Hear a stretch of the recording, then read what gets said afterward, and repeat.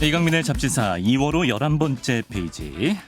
동면에 들어가야 할 것 같은 곰돌이상 과학 선생님 곽재식 작가와 함께합니다. 어서 오세요. 안녕하십니까, 곽재식입니다. 아이, 아까 탐조 이야기를 해주셨는데 라디오 네. 오프닝에서 네네 예, 그렇습니다. 이 뭔가 조류를 탐사하듯이 쳐다본다 뭐 이런 거 아니겠습니까? 그렇죠. 제가 지금으로부터 약 10여 년 전에 어. 여의도에 있는 한 회사에서 이제 회사원 생활을 할 때 그때 이제 여의도의 강가에 상당히 좋은 빌딩의 고층 빌딩의 사무실들이 쭉 있었습니다. 그렇죠. 예. 그래서 이제 임원이 되면 창가 쪽 자리에 이제 방을 준다. 어허. 이렇게 이야기를 했었거든요. 예. 그러면 임원분들 중에는 네. 뭐 천체 망원경이나 이런 거 좋은 망원경을 사가지고 네. 탐조를 즐기신다. 뭐 이런 얘기가 있었어요. 사실인가요? 아니면 진짜 루머인가요? 거의 사실로 왜냐면 제가 망원경 갖고 계신 분 본 적도 있거든요. 그러니까 그래요? 사실일 거예요. 그 뭐 밤섬 이런 쪽에 보면 예. 철새 같은 거 찾아오는 게 한강에 이렇게 드나드는 게 여의도에서 보면 잘 보인다 그래가지고 네. 그런 탐조를 하신다라는 얘기를 들었는데 저는 이제 그런 문화가 있는 것인 줄을 모르고 처음에 이제 임원이 되면 이제 탐조를 좋아한다라고 하길래 네. 저는 어떤 미국 사람 두 사람 이름을 일컫는 줄 알았습니다. 탐이라는 사람과 탐앤조. 그런 거 왜 탐과 조를 왜 좋아하시게 되는 걸까 그래요. 임원이 되면 어떤 것인가 생각을 했는데 와우. 한자어였다. 결국 그렇습니다. 임원의 꿈은 못 이루셨군요. 예, 그렇습니다. 덕분에 예. 저희와 함께 할 수 있게 됐습니다. 그렇습니다. 뭐 임원이 됐어도 함께 할 수도 있었을 것 같은데 꿈은 뭐 산산이 깨어지고 약간의 예. 아쉬움. 그렇습니다. 예.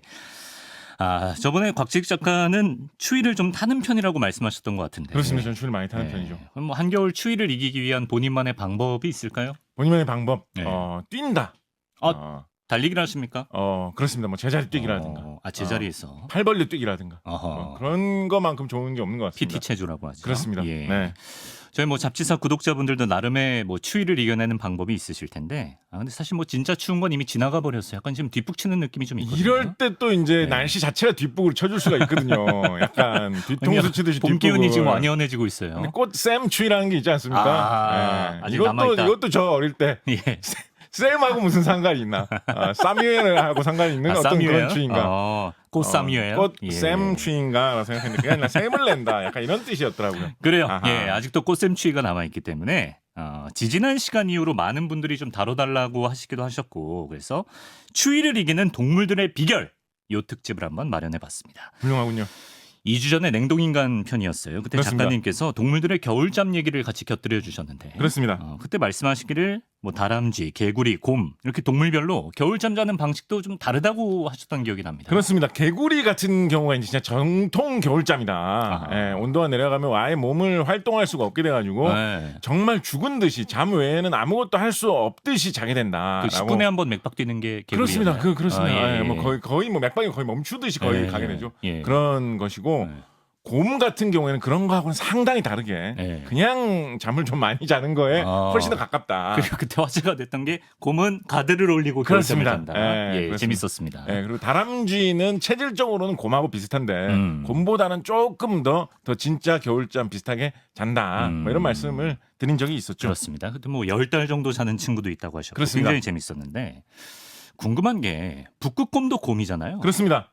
북극곰은 근데 겨울이 성수기 아닙니까? 하하. 겨울잠을 자는지. 이게 진짜 이거를 생각해 보셨다면 이제 과학적인 소양이 이제 풍부하신 거예요. 진짜. 그렇습니까? 이거를 진짜로 진심으로 대본 보고 하시는 말씀이 아니라 진짜로 궁금하게 여기셨다면 네. 왜냐하면 동물들이 겨울 때 특히 이제 몸 자체가 이렇게 움직일 수 없어가지고 이 정지되는 이런 개구리 같은 애들 말고 네. 곰이나 다람쥐 같은 경우에는 네. 겨울잠을 왜 자겠습니까? 겨울에 먹을 것도 너무 없고 너무 살기 힘드니까 아유 좀 좋은 철 올 때까지 좀 이제 숨어서 아무것도 안 하고 지내자. 그렇죠, 예. 약간 이런 거거든요. 그렇죠. 근데 북극곰 같은 경우에는 네. 애초에 추위를 잘 버틸 수 있도록 온몸이 다 갖춰져 있거든요. 적응이 돼 있거든요. 네. 그런데 뭐 굳이 북극에서 춥다고 활동을 안 하면 그럼 활동을 언제 합니까? 그러면 도대체. 추우면 더 좋아할 것 같기도 하고. 예, 그렇기 때문에 예. 북극곰은 일반 곰보다 겨울잠을 훨씬 안 잡니다.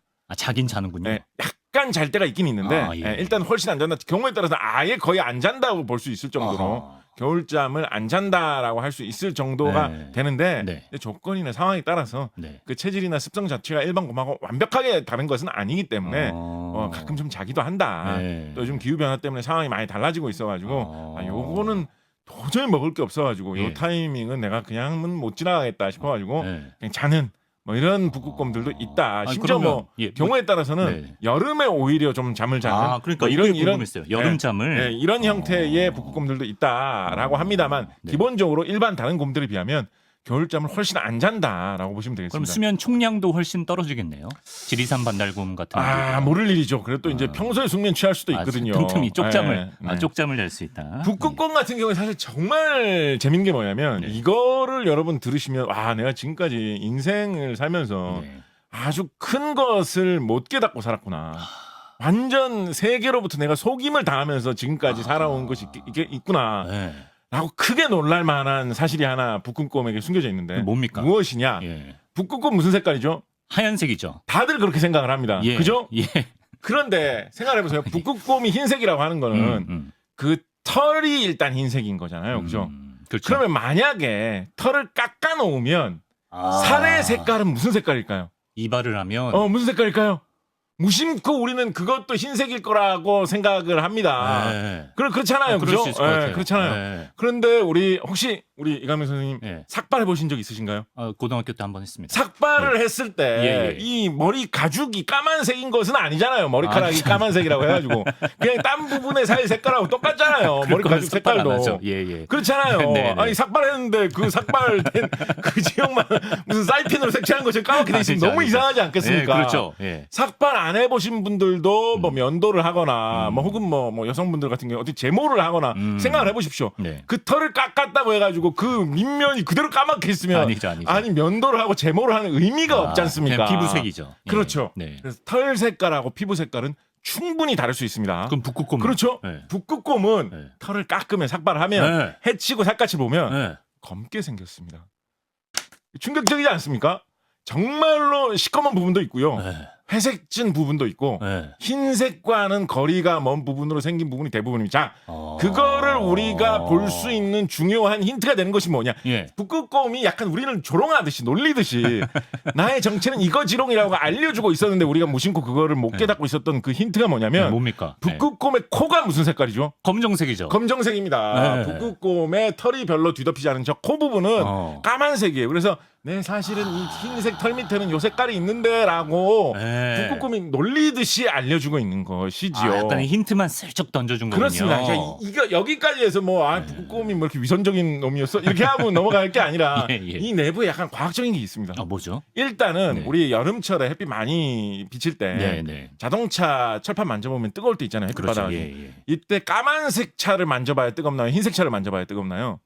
까만색 차. 까만색 차 네. 훨씬 뜨거워요. 그렇죠. 엄청 그죠? 뜨겁더라고요. 네, 네. 까만색이 이 빛을 더 잘 흡수하기 때문에 그죠? 네.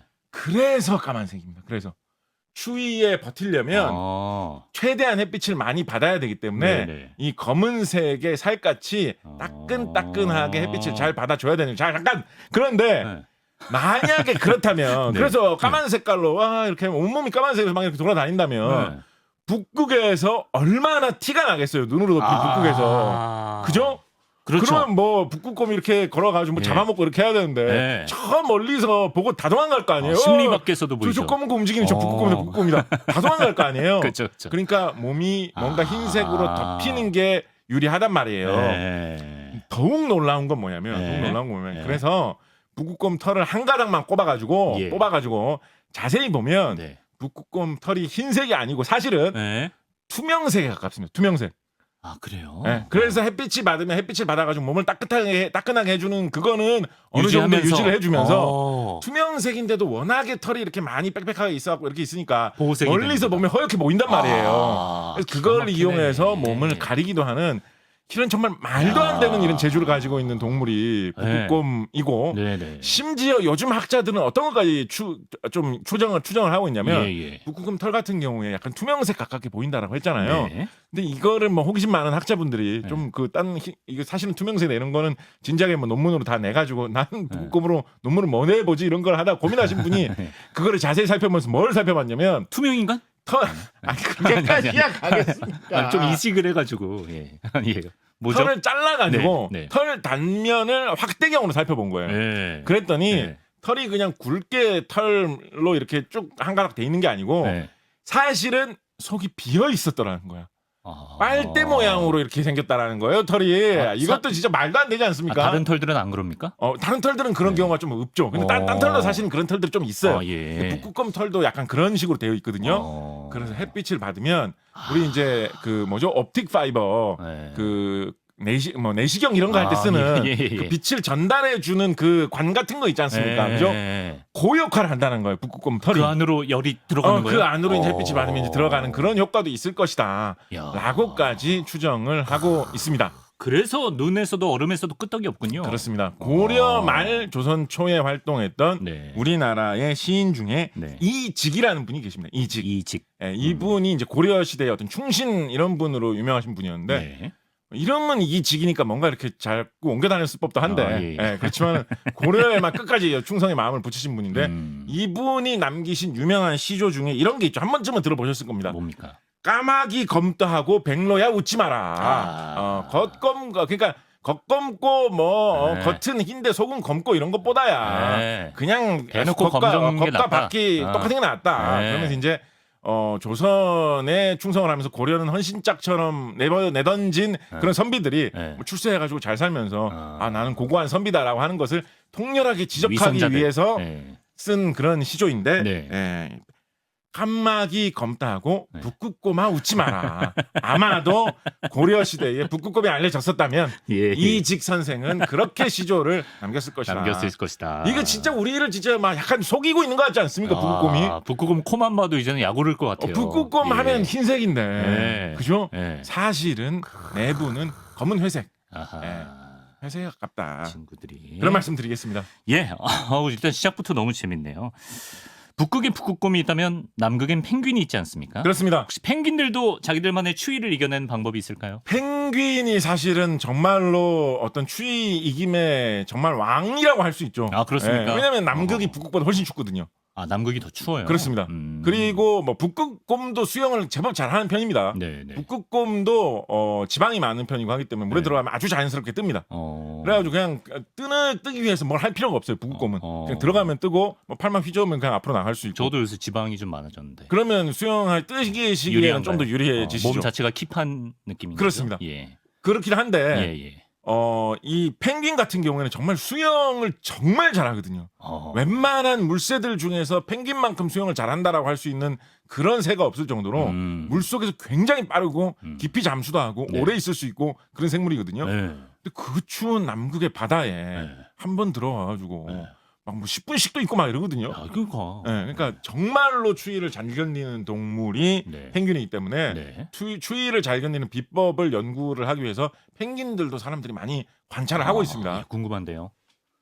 그 중에 어떤 거 약간 좀 충격적인 것부터 먼저 얘기해 드릴까요? 아니면 좀 일상적인 것부터 얘기해 드릴까요? 일상적인 것부터. 알겠습니다. 일상적인 거. 펭귄이 추운데 남극의 얼음판 위에 서 있으면 몸에서 어디가 제일 추울까요? 아무래도 발이 시렵겠죠. 발이 아무래도 제일 보고만 있어도 내 발도 막 시려운 것 같지 않습니까? 펭귄 서 있는 모습 동상 걸릴 것 같죠. 그래서 펭귄이 발이 추운 게 굉장히 큰 문제거든요. 그리고 내부적으로 몸속에서 열이 돌아다니는 모습을 생각을 해보면 그때도 역시 발이 굉장히 큰 문제인 것이 몸속에서 계속 돌아다니면서 전체의 체온을 유지하는 데 가장 많은 도움을 주는 것이 이제 혈액입니다. 그래서 피가 돌면서 따뜻한 피가 돌면서 몸 전체를 좀 이렇게 데워주는 역할을 하는데 발 쪽으로 피가 내려가기만 하면 피가 얼어붙을 듯이 차가워져가지고 다시 돌아오게 되는 거죠. 발에만 내려가면 피의 온도가 너무 훅훅 내려가는 거예요. 이게 몸 전체의 신진대사를 유지하기에도 너무 큰 부담이거든요. 그럼 어떡해요? 그래서 황제 펭귄 같은 경우에 발에 피가 돌아다니는 혈관 구조가 어떻게 돼 있느냐면 피가 내려가는 길, 동맥 같은 경우는 그냥 우리가 일상적으로 생각할 수 있는 모양 그대로예요. 그런데 그렇게 해가지고 발에 들어가면 그 따뜻한 피가 발에 들어가면서 훅 차가워지겠죠? 그 주변이 다 얼음판이 있는데다 발을 묶고 있잖아요. 그러니까 훅 차가워지겠죠? 그러면 그 차가운 피가 돌아올 때는 정맥으로 이제 돌아오겠죠. 정맥으로 돌아올 때는 그냥 사람 정맥처럼 쭉 돌아오는 게 아니라 그 정맥이 동맥혈관을 휘감으면서 돌아오게 돼 있습니다. 휘감으면서. 아, 그럼 뭐 어떻게 되는 거예요? 그럼 어떻게 되느냐? 네. 동맥피는 따뜻하잖아요. 네. 그 따뜻함을 받아가지고 조금 다시 추가로 데펴지는 거예요. 데우는구나. 조금 데펴지는. 그래가지고 몸으로 다시 돌아올 때 지나치게 차갑지 않게 올라온다라는 거죠. 예. 그 발 시려운 건 그대로 아닌가요? 사실 정확하게 말하면 예. 발 시려운 거에는 크게 도움은 안 돼. 그쵸. 발 시려운 거 자체를 해결하는 데는 크게 도움은 안 되는데 예. 발 시려운 걸로 인해서 온몸 전체가 타격을 입는 거를 좀 방지한다. 막아주는 거죠. 야. 자, 이 원리를 네네.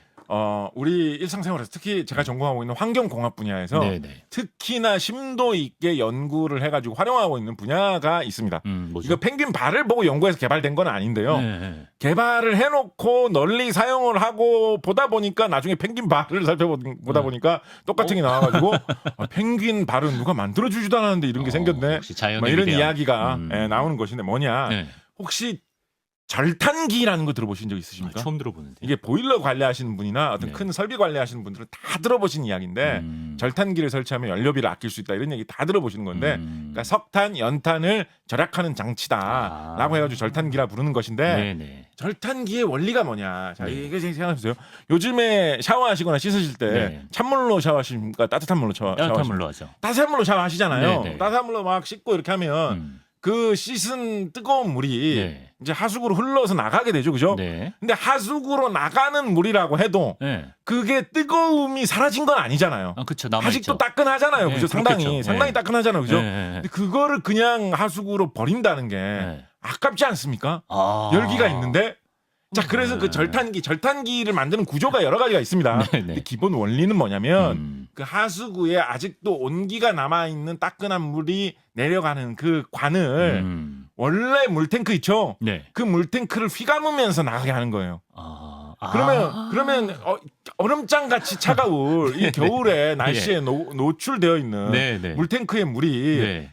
주변 온도처럼 그냥 차디찬 게 아니라 네. 약간은 좀 따끈하게 데펴져 있을 거 아니에요. 펭귄 그죠? 정맥과 동맥처럼. 약간 데펴져 있을 거 아니에요. 네. 그러면 그거를 뜨거운 물로 데피는데 연료가 더 절약이 된다라는 그러네요, 거죠. 진짜. 온도를 상당히 올려. 어차피 버릴 물 네. 이리 버리나 저리 버리나 뭔 상관이에요. 그러니까 찬물을 휘감아 나가면서 돌게 만드는 그런 장치를 만들어 놓아서 쓴다라는 거예요. 네. 요 원리를 이용해 설계는 다양하게 있습니다. 네. 굳이 그렇게 나가는 하수만 이용하는 건 아니고 다양한 게 있는데 네. 그거를 절탄기라고 하는데 널리 쓰이는 장치입니다. 저 그래서 원리가 똑같네요. 네. 네. 그래서 이거를 이제 절탄기 이런 말이 나오는 거 보면 예전에 이제 석탄으로 뭐 이렇게 증기기관 만들고 이런 거 해가지고 석탄 많이 쓰는 것 때문에 사람들이 고민할 때 개발한 장치가 있거든요. 네. 조금이라도 석탄을 어떻게 아껴보려고. 네. 그런데 나중에 펭귄 발을 조사하다 보니까 이 자연의 절탄기가 발에 들어있네. 이런 거 신기하고 재밌고 놀랍죠. 진짜 이거 신기한데요. 한편으로는 이 사람들이 네. 어떻게든지 조금이라도 연료를 절약해 보려고 에너지 효율을 높여서 자원을 아껴 보려고 펭귄 발 원리까지 활용하고 있다. 아니 근데 이 얘기도 재밌는데 이게 지금 일상적인 얘기고 네네. 충격적인 얘기가 또 충격적인 이야기. 예. 충격적인 얘기 까먹을 뻔했네요. 예. 충격적인 이야기 충격적인 뭐냐? 얘기. 예. 황제 펭귄 같은 경우에 네네. 알을 품고 있어야 되지 않습니까? 그렇죠. 황제 펭귄은 참고로 수컷이 다 알을 품고 있습니다. 수컷이 자기 발 위에다가 왜냐하면 차가운 얼음밭에다가 알을 올려다 놓으면 알이 이제 제대로 부화하지 못할 수가 있기 때문에 발 위에 자기 최대한 자기 체온을 전달하기 위해서 네. 발 위에다가 네. 알을 올려다 놓고 네. 그거를 비바람을 맞으면서 추운 데서 계속 버티고 서 있습니다. 아하. 황제 펭귄은 다 모여서 지내는 그런 습성이 있거든요. 예. 황제 펭귄 한 무리가 막 커지면 뭐 몇천 마리씩, 네. 뭐 몇 만 마리씩 다큐멘터리에 보니까 모여 있더라고요. 그렇게 예. 우글우글 모이게 되는 수가 있는데 네네. 참고로 그렇기 때문에 제가 이거는 실제로 이걸 연구하신 분께 제가 앉아가지고 직접 들은 이야기인데 예. 우리나라에도 남극의 연구소를 장보고 기지하고 세종 기지 두 개를 세워놨지 않았습니까? 그렇죠. 그래서 우리나라에서도 이런 펭귄 연구 같은 것을 합니다. 네. 근데 펭귄 연구를 하다 보면 네. 펭귄이 어디에 얼마만큼 모여 있고 펭귄이 여기 모여 있다가 어디로 이동하고 이런 거를 조사를 해야 되잖아요. 네. 근데 추운데 펭귄 맨날 따라다니면서 여기 몇 마리인지 막 세고 이렇게 하는 게 너무 힘들잖아요. 그렇겠죠. 예. 그래서 제가 만나 뵈었던 우리나라 극지연구소 인천에 있는 극지연구소에서 근무하시는 분이 네. 그분이 연구하는 방법으로 개발하신 방법이 뭐냐? 뭐예요? 혹시 닭 키워 보셨어요? 아니면 뭐 키워보진 주변 않았죠. 사람들이 닭 키우시는 분이 있었어요? 뭐 영상에서 많이 봤습니다. 예. 닭장 있는데 가면 냄새가 지독합니다. 네, 새들이 그 맡아봤죠. 모양이거든요. 네. 그래서 이분이 어떤 방식으로 펭귄 조사를 하시냐면 네. 황제 펭귄 같은 이런 펭귄은 대규모로 무리를 지어가지고 살고 있기 때문에 네. 인공위성에서 남극의 얼음판 위를 보면 예. 펭귄들이 모여 있는 곳에서는 그 자국이 남는다라는 거예요. 아. 그 온갖 그 더러운 물질 자국이 아. 펭귄이 이동한 후에도 그 금방 누가 치워주는 것도 아니고 예. 뭐 수세식일 리도 없고 어. 다 자국이 남는다라는 거예요. 예. 그걸 인공위성 사진으로 찍어서 봐도 보인다라는 거예요. 아. 그래서 그거를 가지고 추적을 해가지고 네. 펭귄의 그런 삶에 대해서 연구를 하신다라는 그 학자분을 제가 만나가지고 예. 그 연구에 대해서 뭐 이렇게 여쭤보고 처음에 인공위성 연구하신다고 했을 때 뭐 펭귄 배설물 들여다보고 계실 줄 혹시 아셨냐고 뭐 이렇게 물어보시니까 너타로 웃음을 지으시고 뭐 이랬던 기억이 나는데 뭐 인공위성 처음에 전공하시면서 막 우주로 나가는 꿈 이런 거 꾸시지 않으셨겠습니까 아무래도. 그런데 정말 놀라운 이야기는 이제부터입니다. 아 그렇군요. 황제 펭귄들이 그렇게 모여서 우글우글 살고 있어요. 네. 정말 다닥다닥 붙어 있습니다. 그래 바람도 좀 피할 수 있고 할 테니까. 자 그런데 이렇게 된다라고 하면 한 가지 큰 문제점이 있죠. 무엇이냐? 네. 그 주변 머리 있는 친구들이 손해 아닙니까? 그렇습니다. 네. 가운데에 있는 황제 펭귄들은 따뜻하죠. 아 그렇죠. 가장자리에 있는 황제 펭귄들은 너무 안 불리하잖아요. 전 늘 그 생각했거든요. 자기가 몸으로 비바람 다 막아줘야 되고, 그죠? 이거를 그냥 방치하면 어떻게 되겠습니까? 황제 펭귄들이 서로 막 싸우겠죠. 그렇겠죠. 그래서 힘 있는 황제 펭귄이 막 안으로 들어가려고 하고 힘 없는 애는 뒤로 막 빠지고. 동사하고. 그런데 그런 식으로 서로 싸우게 되면 무리 자체가 유지되기가 힘들잖아요. 그렇죠. 더군다나 그러고 있는 이유가 사실은 알을 품기 위해서 그러고 있는 건데 그걸 싸우다 보면 알이 온전하겠습니까? 알도 다 깨지지. 그렇겠네요. 그렇게 하는 황제 펭귄이 분명히 과거에 있었을 거예요. 과거에 뭐 100만 년 전, 200만 년 전에 그렇게 독재자 막 사는 황제 펭귄들도 있었을 거예요. 그런 황제 펭귄들은 지금 다 도태돼서 멸종돼서 사라졌겠죠. 네. 지금 살아남아 있는 황제 펭귄들은 어떤 습성을 가지고 있느냐? 황제 펭귄들이 무리에 따라서 한 가지 방향으로 예를 들면 시계 반대 방향으로 시계 반대 방향으로 꼭 정해져 있는 거 아니에요. 시계 반대 방향으로 자기 무리에 따라서 자꾸 이렇게 주춤주춤 움직이고 싶어하는 습성이 있다라는 거예요. 아 그래요? 시계 반대 방향으로 살짝 오묘한 각도로 황제 펭귄들만이 나는 왠지 이쪽으로 좀 가고 싶어. 근데 똑바로 가기는 싫고 약간 굽어져서 가고 싶어. 황제 펭귄은 그런 마음이 계속 든다라는 거예요. 그래서 조금 그렇게 막 뛰어가는 것도 아니에요. 뭐 한 1분에 한 발자국씩 미세하게. 조금씩 그렇게 계속 걸어 다니고 싶은 그런 이상한 마음이 솟구친다라는 거예요. 그렇게 되면 황제 펭귄들 그 수천 마리 수만 마리의 무리가 서로 소용돌이 모양을 이루면서 돌게 되면서 자연스럽게 중간에 있는 황제 펭귄은 밖으로 나오고 바깥에 있는 황제 펭귄은 중간으로 들어가고 교대가 된다라는 거예요. 교대 시간 됐습니다. 바꿉시다. 이렇게 굳이 안 해도 안 하고 습성 따라서 그냥 조금씩 움직이면 자기 습성 따라서 자기 각자는 그런 거 생각도 황제 펭귄 그거 어떻게 계산하고 있겠어요. 야, 10분씩 교대다 이렇게 해가지고 뭐 시간 재고 있다. 자 교대 이렇게 황제 펭귄들이 어떻게 그렇게 하겠어요. 그러게요. 그렇게 하다가 막 싸울 수도 있잖아요. 야 나는 바람 불 때 10분이고 니는 햇빛 날 때 10분이야. 뭐 이럴 수도 있잖아요. 그럴 수 있잖아요. 그렇죠. 그러니까 그렇게 해가지고 힘들단 말이에요. 그런데 황제 펭귄들은 그런 거 없이 그냥 단순하게 이렇게 굽어지는 방향으로 한 방향으로 계속 움직인다라는 그 규칙에 따라서만 그걸 왜 하는지도 모른 채로 그냥 그렇게 왠지 자연의 섭리에 따라서 이렇게 가고 싶어라고 하면서 가는데 그러다 이유예요. 보면 서로 뭔가 너울너울 아주 느리지만 그런 생존의 춤사위를 하는 것처럼 서로 이렇게 엮여가지고 아름답게 자연스럽게 교대 서로 평등하게 이렇게 고통을 분담하고 따뜻함을 나누면서 모두가 인싸이자 모두가 아싸인 거예요. 이거 끝내주는데 이거 표현이 돌아가면서 모두가 인싸이자 모두가 아싸인 황제 펭귄의 삶. 이거 신기한 이야기 아닙니까? 이래서 황제인가 봅니다. 그렇습니다. 아하. 바다 표범 썰도 준비하셨다고 들었어요. 그렇습니다. 바다 표범도 뭐 물에서도 헤엄 잘 치고 뭐 북극의 눈 위에서도 잘 있고 그러는데. 그렇습니다. 바다 표범 우리나라에 사는 바다 표범 종류의 바다 표범들은 대부분 무슨 물범으로 끝나는 것들이 많습니다. 예를 들면 우리나라에서 좀 요즘에 많이 관찰되고 있는 바다 표범 종류의 동물이 점박이 물범이라고 하는 물범이거든요. 인천 쪽에. 맞습니다. 인천 쪽에 서해 5도라고 하는 곳에서 자주 발견된다라고도 하고 가끔은 서해 쪽 곳곳에 여기저기서 나타나고 제주도도 동해 서해 따져보면 서해 쪽이 좀 가깝게 있잖아요. 네네. 제주도에도 이 전박이 물범이 나타날 때가 종종 있습니다. 얼마 전에 보니까 어떤 해녀분이 네. 갑자기 전박이 물범이 나타나신 걸 보고 네. 옆에서 전박이 물범하고 같이 수영을 하면서 사진을 찍어가지고 올리셔가지고 아, 물질을 같이 하셨군요. 네, 예, 그래서 예. 막 그 기사에 난 거를 제가 본 기억이 나는데 네, 네. 우리나라에 있는 바다표범들은 일단 기본적으로 물범이다. 물범이 바다표범이고 바다표범이 물범이다. 뭐 이런 식으로 우리나라에서는 생각을 하시면 되는데 네. 물범, 이 바다표범류는 추위를 버티기 위해서 가장 큰 어떤 몸에 갖추고 있는 것이 무엇이냐? 바로 현대인들이 그토록 싫어하는 네. 지방입니다. 지방. 뱃살이죠. 아. 사실은 이 추위에 견디기 위한 동물들은 다들 지방을 좀 많이 갖추고 있는 편입니다. 네. 사실은 사람이 살이 좀 잘 찌는 이유도 어떻게 보면 이 추위를 버티기 위한 이유도 조금 있습니다. 아, 그래요? 네, 올겨울에 이유도 좀 안 있습니다. 추웠던 것 같아요, 저는. 그것 때문일까요? 물범과 같은 이유 때문일까요? 어. 네, 그건 뭐 잘 모르. 네. 혹시 뭔가 이 마음이 훈훈해질 만한 어떤 일이 있었기 때문인지. 아니. 네, 그런 것은 뭐 더 이상 예. 묻지는 않기로 하고요. 알겠습니다. 그래서 물범류 중에서도 정말 큰 물범으로 코끼리 물범이라는 물범이 있습니다. 야. 예, 막 엄청나게 거대한 물범인데 네. 한 뭐 잠깐 바다 길이- 코끼리랑 비슷한. 바다코끼리, 코끼리 물범 뭐 이렇게 이름이 왔다 갔다 예. 하는 게 있어요. 비슷비슷한 아무튼 것들이 그 정도 있는데 사이즈. 네, 예. 오늘 말씀드리는 건 이제 네. 코끼리 코끼리 물범이라는 물범, 예. 녀석인데 예. 이 코끼리 물범 같은 경우는 이제 암컷을 놓고 수컷끼리 서로 다툼을 굉장히 격렬하게 하는 동물로 그래요? 유명하거든요. 네. 그래서 수컷이 승리자가 되면 네. 주변 자기하고 겨루었던 그 주변의 수컷들은 다 밀려나고 네. 암컷들 한 20마리에서 50마리 정도를 자기가 거느리면서 살아가는 아, 그래요. 그럼 굉장히 희한한 습성을 가진 이상한 그런 좀 동물인데 사이좋게 하면 네. 좋을 텐데. 모르겠습니다. 그럼 왜 이런지 모르겠어요. 예. 뭐 어떤 이상한 의자왕 같은 뭐 그런 건지 모르겠는데 네. 코끼리 물범 같은 경우에는 이 코끼리 물범이 정말 제일 추운 지역 같은 데 많이 살거든요. 네. 코끼리 물범 같은 경우에는 지방이 많이 나올 경우에는 한 마리에 한 500kg씩 나오는 경우도 야, 있다라고 합니다. 그래요.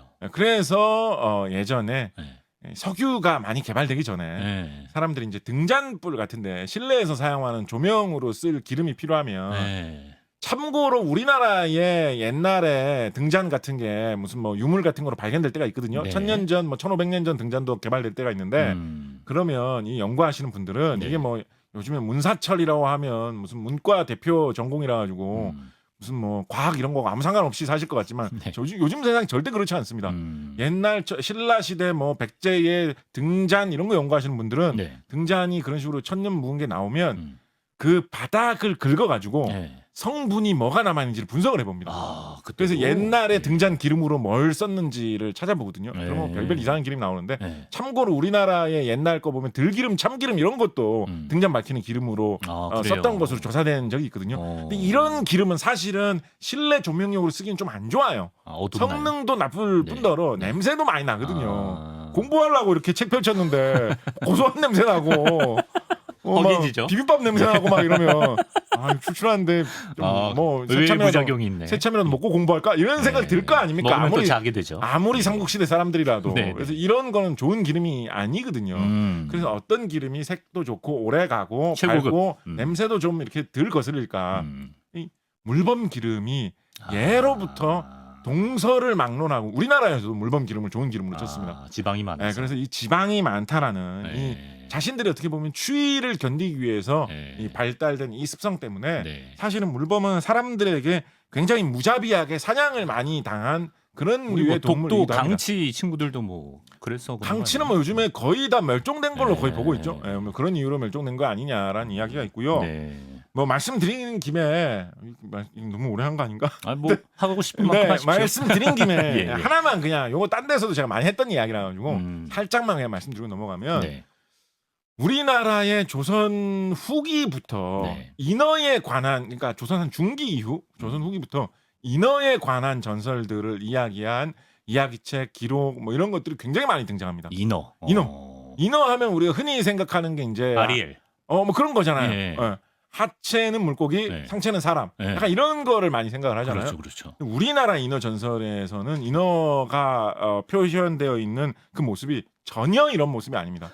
일단은 인어를 묘사하면서 예. 손 발바닥에 물갈퀴 같은 게 있다라는 식으로 주름이 잡혀 있다 이런 식으로 묘사하고 있거든요. 예. 발바닥이라는 말을 썼잖아요. 예. 그러니까 다리가 있다라는 거예요. 발 다리가 있다라는 거예요. 그러네. 예. 그래서 팔 다리 부분이 있는 예. 물고기 모양은 아닌 거예요. 인어라는 이름을 갖고 있지만 한문으로 인어라고 썼습니다. 예. 그런데 물고기 형태는 아닌 거예요. 예. 근데 뭐라고 대부분 설명하고 있냐면 네.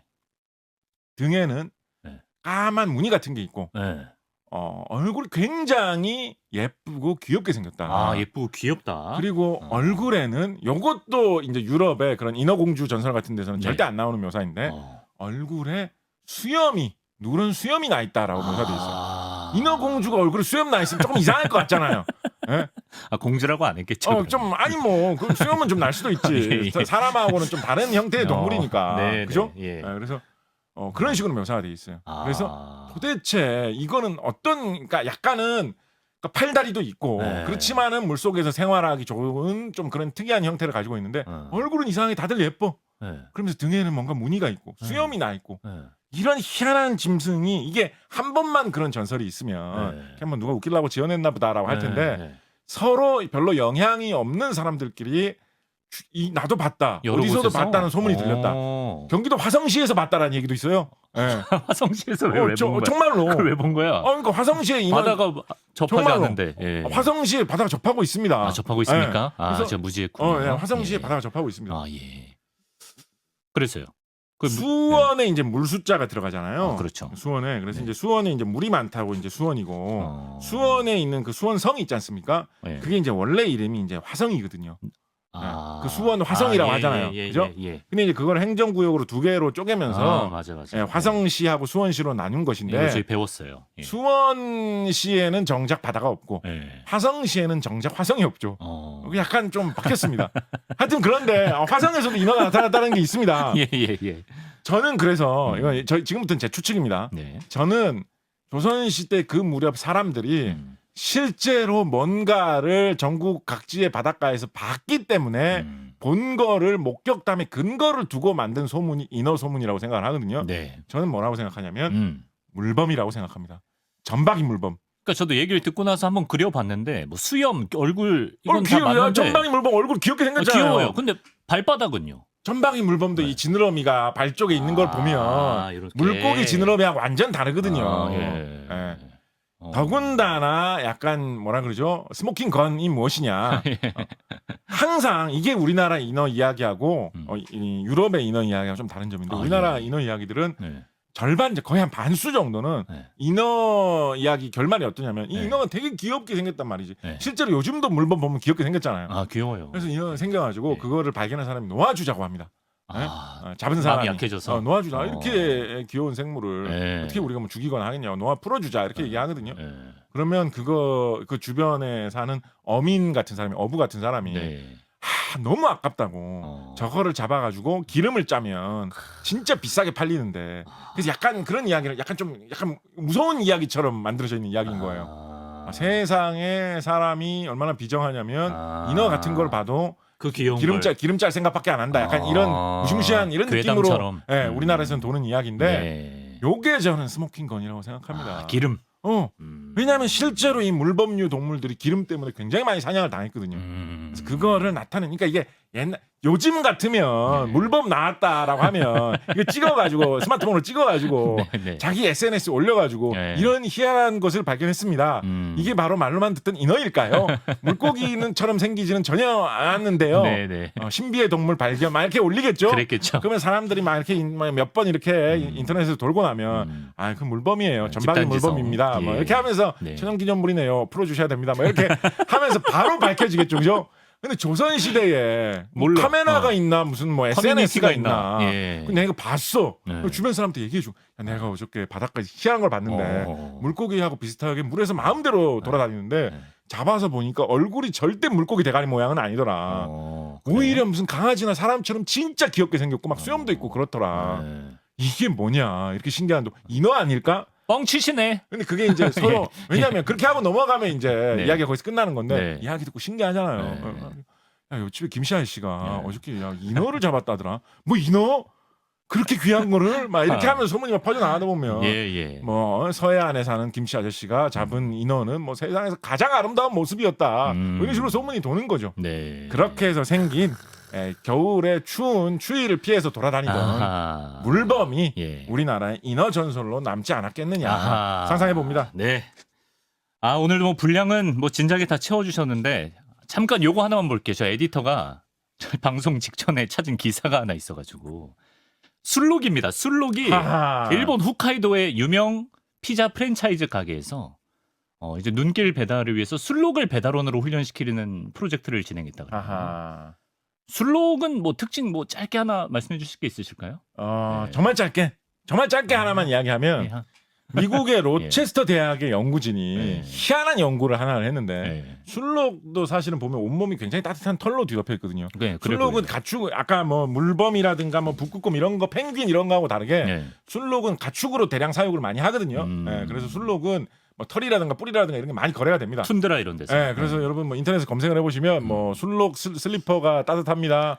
술록 그래요? 가죽으로 만든 모자 사십시오. 뭐 이런 거 우리나라에도 많이 올라옵니다. 네. 그래서 털이 따뜻한 동물이에요. 네. 자, 그런데 술록도 냄새를 맡고 이런 거는 잘해야 되기 때문에 네. 코는 노출이 돼 있거든요. 아 그렇죠. 네, 그래서 술록류들은 코를 조금이라도 따뜻하게 보호하고 어떻게 돼 있느냐? 네. 코에 네. 모세혈관이 조금 더 많이 분포돼 있다 그래요. 따뜻한 피가 더 많이 돌면서 코를 좀 더 따뜻하게 해주기 위해서. 아까 말씀드렸던 로체스터 대학이 네. 주도가 된 연구팀의 연구 결과를 보면 네. 사람에 비해서 한 25% 정도 많은 혈관이 네. 술록 코에 있다라는 거죠. 그 후각도 예민해지고. 그럴 뿐더러 그런 상황에서 유독 더 추운 바람을 가르면서 뛰어다니면 네. 그 혈관이 많은 코가 어떻게 되겠습니까? 코가 빨갛게 되겠죠. 아 거기서 설마 거기서 루돌프 코가 빨갛다라는 그런 이야기가 나왔다라는 산타클로스는 다 알고 계셨군요. 그런 누가 빨간 콘지 누가 나쁜 콘지 알고 계셨다라는 그런 이야기가 있습니다. 술록의 코에도 방한 비법이 숨어 있었습니다. 참고로 그 홋카이도 술록 배달원은 자꾸 경로를 이탈하고요. 집 앞을 그냥 지나가고 피자를 길가에 버리고 그래서 최종적으로는 프로젝트가 보류된 상태라고 합니다. 참고로 실제로 이 툰드라 지역, 툰드라까지 아니더라도 네. 추운 지역에서 술록 키우는 곳에서는 네. 술록 썰매를 꽤나 활용합니다. 진짜 무슨 산타클로스처럼 술록에 썰매를 매가지고 다니시는 분들이 실제로 계십니다. 근데 이제 요즘에 뭐 스노모빌이라든가 이런 게 좋기 때문에 네. 아까 말씀하셨지만 술록이 막 그렇게 말귀를 잘 알아들으면서 다니지 않거든요. 그래도 이제 여러 마리 이렇게 해가지고 가면 힘이 좋기 때문에 네. 별로 빨리 달리지도 않는다 그래요. 사람 뛰는 거 정도 속도로 저벅, 달린다라고 저벅. 하는데 예. 그래도 이제 힘이 좋으니까 여러 마리 묶어놓으면 그래서 활용을 하시고 네. 그런 쪽 지역에 사시는 분들은 급한 일 그러니까 과거에 네. 스노모빌 없을 때 네. 과거에는 급한 일 있을 때는 네. 주로 개썰매를 활용했다라고 합니다. 개가 훨씬 더 말귀를 잘 알아듣고 저쪽으로 가자라고 하면 개 열심히 가주거든요. 네, 시베리안 허스키. 그렇습니다. 네. 그래서 사실은 조금 더 산타클로스 할아버지가 약간 더 여유롭지 않고 급한 성격이었다면 술록 대신에 개썰매를 타고 개썰매를. 다니셨을 것이다. 예. 이런 생각 해볼 수도 있겠죠. 알겠습니다. 이거 뭐 성탄절까지 저희 콘텐츠 잘 아껴두셨다가 다가오는 성탄절 멀었지만 루돌프 썰 좀 아이들에게 풀어주시길 바랍니다. 자, 곽지식 작가도 한 주 따뜻하게 잘 지내시고요. 오늘도 재밌는 이야기 고맙습니다. 감사합니다.